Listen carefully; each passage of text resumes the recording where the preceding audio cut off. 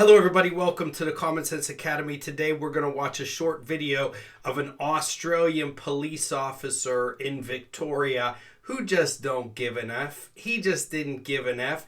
He waited about 45 seconds before arresting this sovereign citizen who refused to take a breath test and clearly appears to be intoxicated. You can tell by the slurring of his voice. So watch the video, stay for my analysis afterwards. I'm going to fill you in on a little bit about how refusals of breath tests and DUIs work.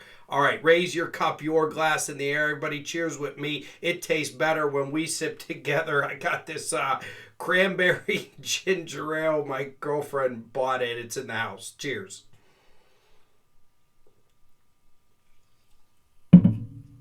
Oh, check out my new channel, Libertarian Front. The details are in the description below. Let's watch this video.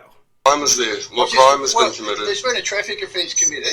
Right? Well, no. You are required in Victoria, when you committed a traffic offence, to give me your name and address and produce your licence. Travelling in my private No, you property. can call it whatever you like, but I'm telling you, you're driving a motor vehicle in Victoria. As such, you must comply with all the rules and legislations of Victoria. Explain What law? Traffic legislation. Road Safety Act. Travelling So it's an act, not a law. Are you going to comply with those obligations? Oh, jeez. Right, it's easy. Oh, whoa. No, simple. You're under arrest for failing to state your name and address. So you've just reached in. Yeah, absolutely. I mean, I'm not refusing like you're saying I am, Well, but if you don't actually comply with it, then you are refusing. No, So you have refused to do it? I have not What's your reason refused. for- Well, I have it's not. either you doing it or you refusing to do it. I have Simple as not that. refused to do it.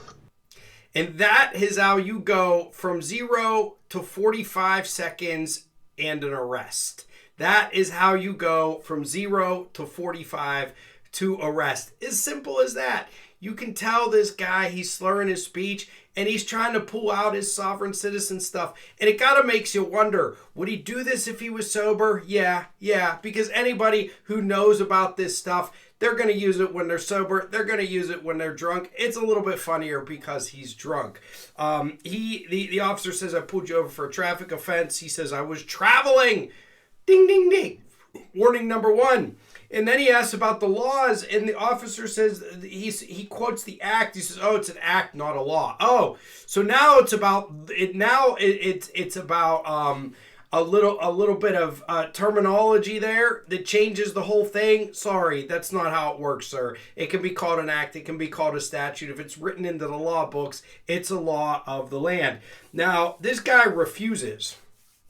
What does that mean? Well, you can see in the video that the police officer has a handheld breathalyzer. I'll tell you this, at least in Pennsylvania, and I believe most of the United States, the handheld breathalyzer is actually not admissible in court, but it is used in order to get an idea of what the person's blood alcohol content is, and then the police will ask for an additional breath test on an intoxilizer machine or a blood test. However, a refusal of even that likely in Australia and Victoria can result in additional punishments, because what you're doing by refusing a breath test is you're obstructing justice. You're hiding evidence from the police. That evidence may in fact exonerate you. That's why you get punished if you don't do it, because the only reason you really have to refuse it is because you are drunk and you know it will lead to guilt.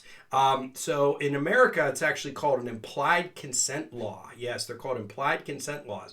So by virtue of the fact that you're driving, and driving is a privilege, you have already, and you've got a driver's license, you've already consented to give a blood or breath test in a circumstance where the police have probable cause or reasonable suspicion to believe you've been drinking and driving. So everybody who's driving on the roads with a driver's license in America, probably Australia too, has already consented. They just didn't know it. Well, yeah, you might say that's BS.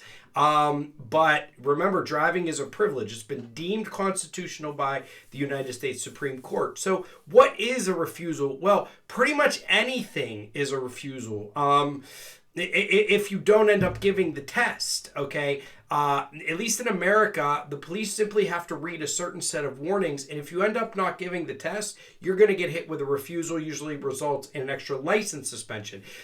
People play all sorts of games. Some people will just be silent, won't answer the questions. Some people will deflect or give different answers to the questions, and some people will provide excuses like they don't like things in their mouth, or they're afraid to give blood, they don't like needles. None of those excuses are deemed valid. Pretty much, unless you have a major neurological incapacity or you suffer a heart attack in the moment, you're going to suffer negative consequences if you don't give blood or breath.